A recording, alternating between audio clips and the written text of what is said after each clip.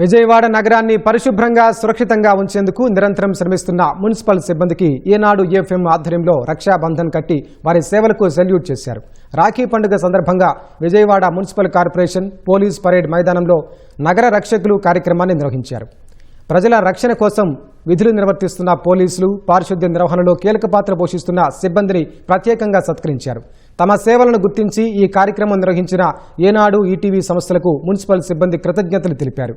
కార్యక్రమంలో DCP Satyanarayana, ADCP Venkataramana, SSV infra developers chairman Guruprasad, Eenadu unit head Kishore Kumar పాల్గొన్నారు.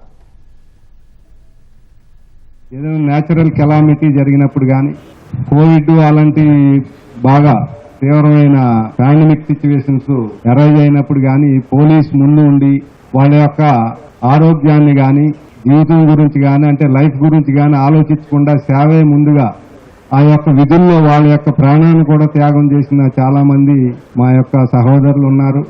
ఈ యొక్క పోలీస్ సేవను గుర్తించి ఈటీవీ వారు మరియు ఎస్వీఎస్ ఇన్ఫ్రాస్ట్రక్చర్ వారు ఈ యొక్క రాఖీ పండుగ సందర్భంగా రక్షాబంధాన్ని కట్టడం మా యొక్క డిపార్ట్మెంట్ తరఫున కృతజ్ఞతలు తెలియజేసుకుంటున్నాం.